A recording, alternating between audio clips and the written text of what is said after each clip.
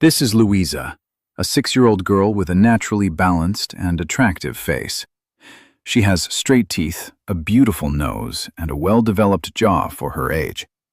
But because of a few small habits, just 3 years later, her face started changing, and it looked very different.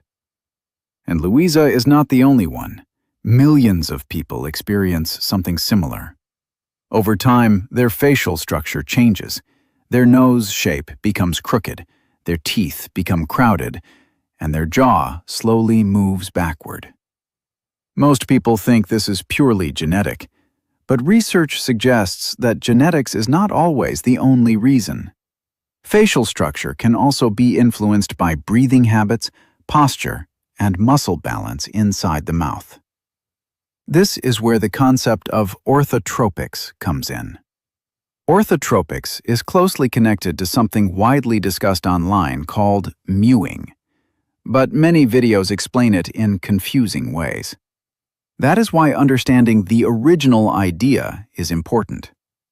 Dr. Mike Mew, the orthodontist who popularized orthotropics, explains how tongue posture and facial growth are connected.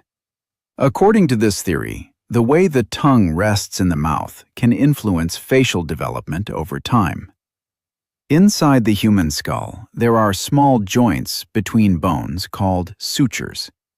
As a person grows, these sutures allow the facial bones to expand and develop. One important area is the roof of the mouth, also called the palate. When the tongue rests properly on the palate and applies gentle pressure over long periods of time, it may help support balanced facial growth. Many people try to fix facial problems using orthodontic treatments like braces, expanders, or tooth extractions. Orthodontics can help in many situations, but it does not always address the root cause. One key concept is something called buccinator equilibrium. The human face contains many muscles, but two of the most important muscles affecting jaw structure are the masseter muscle and the buccinator muscle. The masseter muscle is responsible for chewing.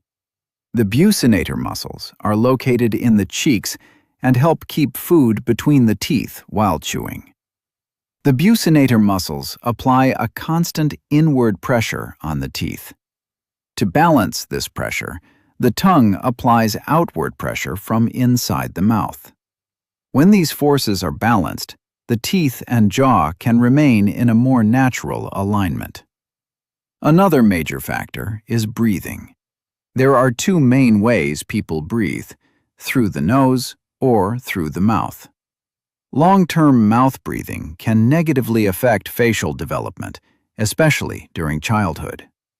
During the day, people can consciously breathe through their nose, but during sleep, breathing becomes automatic.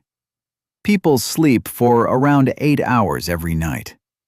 Breathing through the mouth every night for many years can slowly influence the shape of the face. That is why many experts emphasize the importance of nasal breathing. Now, let's talk about the basics of proper mewing. According to Dr. Mike Mew, there are a few important steps. Step 1 is finding the N spot. Say the letter N. Where the tip of the tongue touches the roof of the mouth just behind the teeth is called the N spot. Step 2 is understanding the position of the back of the tongue. When swallowing correctly, the back portion of the tongue naturally lifts upward toward the palate. Step 3 is learning to swallow without using strong facial expressions. This is sometimes called the Mona Lisa swallow. Step 4 is creating a gentle suction hold so the tongue stays resting on the roof of the mouth. Step 5 is maintaining proper neck posture, often described as a slight chin tuck position. Good posture plays a huge role in facial aesthetics. But it is important to understand something. Mewing is not an exercise. It is a posture. Just like body posture should stay upright, tongue posture should stay correct most of the time. Another factor that influences jaw development is chewing strength. Modern diets are very soft compared to the past. Ancient human skulls often show straight teeth and strong facial structures because people regularly chewed harder foods. Stronger chewing activates the masseter muscles, which contribute to a stronger jawline. Some people use sugar-free chewing gum to increase chewing activity. Another helpful habit is taking smaller bites while eating. Smaller bites reduce excessive cheek muscle activation and allow the tongue to control swallowing more effectively. If breathing habits, tongue posture, and chewing patterns improve over time, many people notice positive changes in facial aesthetics. Younger individuals often see changes faster, but healthy breathing and posture habits can benefit people at almost any age.